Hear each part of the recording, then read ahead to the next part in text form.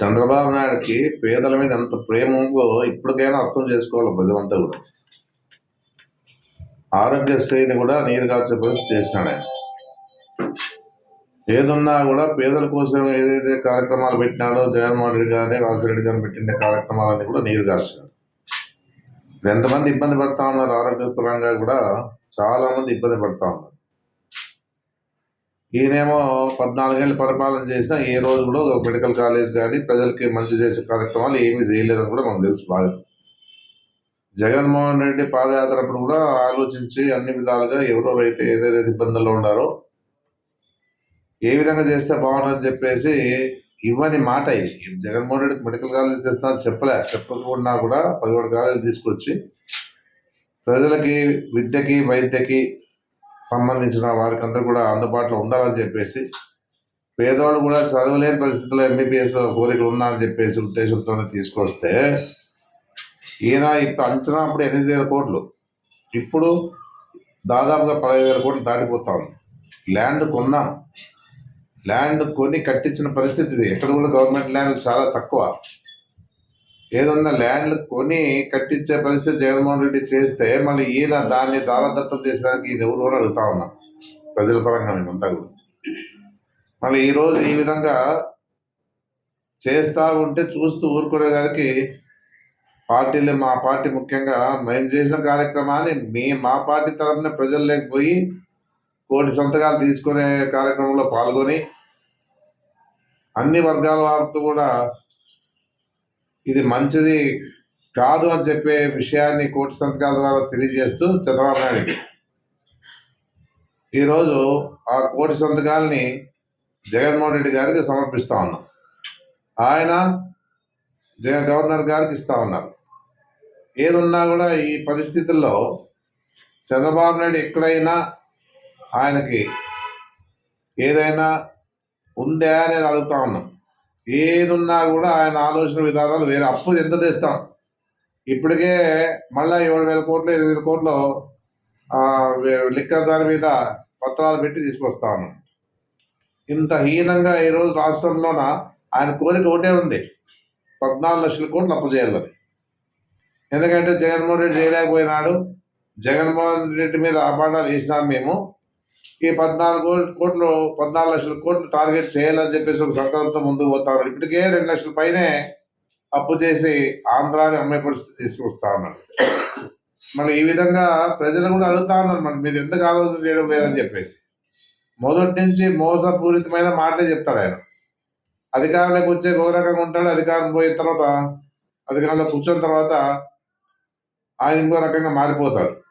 మళ్ళీ ఏదైనా ఇచ్చిన మాట నిలబెట్టుకోలేదు. ఎస్పీ మోహన్ రెడ్డి గారు చెప్పినట్ల చంద్రబాబు నాయుడు ఇచ్చిన మాట ఏది కూడా నిలబెట్టుకోలేదు. ఏదున్నా కూడా ఆయన ఆలోచనతోనే ముందుకు పోతాడు. పవన్ కళ్యాణ్ బాగుండాలా, కొడుకు ముఖ్యమంత్రిని చేయాలా. ఎవరు కూడా వైఎస్ఆర్ పార్టీలో ఈసారి ఎవరు కూడా పోటీ చేసారు ముందుకు రారాదు. అరాచకాలు, హత్యలు, అత్యాచారాలు, ఈ విధంగా ఈరోజు రాష్ట్ర పరిపాలన జరుగుతా ఉన్న పరిస్థితులు ఉంది. సోషల్ మీడియా మీద కేసులు, ఈ రకంగా అన్యాయంగా రాష్ట్రంలో జరుగుతూ ఉంది. ఇప్పుడు ఎలక్షన్లు జరుగుతూ ఉన్నాయి, ఎంపీటీసీ ఎలక్షన్లు కానీ ఇంకోటి కానీ. ఎలక్షన్లు అంటే వాళ్ళు ఏదో తెలుగుదేశం పార్టీ పరంగా వాళ్ళ మండల ప్రెసిడెంట్లు ఎన్నుకోవాలని చెప్పేసి ఉద్దేశంతోనే కొన్ని చోట్ల చూసాం. కార్పొరేషన్లో కూడా చూసాము. కార్పొరేషన్లో మనం విజయం సాధించాము. నెల్లూరులో కూడా జరుగుతూ ఉంది అధికంగా.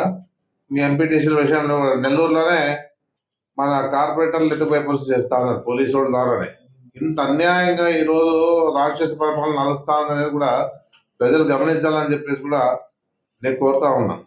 ఏదున్నా రాష్ట్రంలో గతంలో పరిపాలన ఏ విధంగా ఉండేది, మన జగన్మోహన్ రెడ్డి పరిపాలన ఏ విధంగా ఉండేది, ఎక్కడైనా కానీ అరాచకాలు కానీ, దౌర్జన్యాలు కానీ, హత్యలు కానీ, హత్య రాజకీయాలు కానీ, లేకపోతే అత్యాచారాలు కానీ చాలా తక్కువే. భయం అనేది ఉండింది. ఆ విధంగా మహిళల రక్షణ కోసం కూడా ఆయన ఒకటి దిశ చట్టాన్ని కూడా తీసుకొచ్చి పెట్టిన పరిస్థితి. ఏ విధంగా కూడా ఎలాంటి సమస్యలు లేకుండా ఉండాలని చెప్పేసి ఈ విధంగా ఈ రోజుల్లో ఆ రోజుల్లో రాష్ట్ర పరిపాలన జరిగితే మళ్ళీ ఈ రోజుల్లో ఉండే పరిస్థితుల్లో మనం అంతా చూస్తా ఉన్నాం. మళ్ళీ ఎటు పోతుందో మనకు తెలీదు. ఏదున్నా ఇప్పుడుండే పరిస్థితుల్లో ప్రతి వారు ఆలోచించాలా. ఎంత ప్రేమ ఉందో ప్రజలకు తెలుసాలా మీకు కూడా. ఎందుకంటే చంద్రబాబు నాయుడు మీ మీద ఎంత ప్రేమ ఉందో కూడా ఆలోచన చేయాలా. మరి జగన్మోహన్ రెడ్డి ఏ విధంగా పేదల కోసం పాటుపడినాడో అది కూడా ఆలోచన చేసుకోవాలా. ఏదున్నా ఏ కార్యక్రమం అయినా కూడా ఉద్యమంలో మారాల మంది. ఏదన్నా ఆ విధంగా ఇచ్చినప్పుడే ఏదైనా కానీ చేసుకోగలుగుతాం. కానీ ఎంతసేపు ఉన్నా మీరు ఏదోలే భయపడి వెనకడికి వేసుకుంటూ పోతే ఏ విధంగా కూడా మనము ముందుకు పోలేమని చెప్పేసి కూడా రాష్ట్ర ప్రజలు కోరుతా ఉన్నాము, మన నియోజకవర్గ ప్రజలను కోరుతా ఉన్నాము, జిల్లా ప్రజలు కూడా కోరుతా ఉన్నాం. అందుకే ఏదున్నా కూడా ఇలాంటి మంచి కార్యక్రమాలకి మనం ఇప్పుడే ఎదుర్కోకపోతే రేపు ఇబ్బంది పడేది పేద ప్రజలే. ఉన్న వాళ్ళకి కాదు అది పెట్టిండేది. మెడికల్ కాలేజ్ కానీ చదువుకునే దానికి కానీ మెడికల్ హాస్పిటల్ కానీ సంబంధించిన ఏదైతే జగన్మోహన్ రెడ్డి చేశారో విద్యకి వైద్యంకి సంబంధించిన విషయాలను పట్టుదలతో ఉండాలా, గట్టిగా పోరాటం చేసేదానికి వస్తే తప్ప అది ప్రభుత్వ పరంగా చేసే పరిస్థితిలో లేడు. అందుకే నేను అంతా కోరేది ఏమంటే ఈ రోజు ఉండే పరిస్థితుల్లో అందరూ కూడా ఆలోచించుకోవాలని చెప్పేసి గట్టిగా చెప్పగలుగుతా ఉన్నా. ఏదైనా జిల్లా కోసమే ఈరోజు ఆదోని జిల్లా కావాలని చెప్పేసి ప్రతి వారు మాట్లాడుతూ ఉన్నాం. ఇక్కడ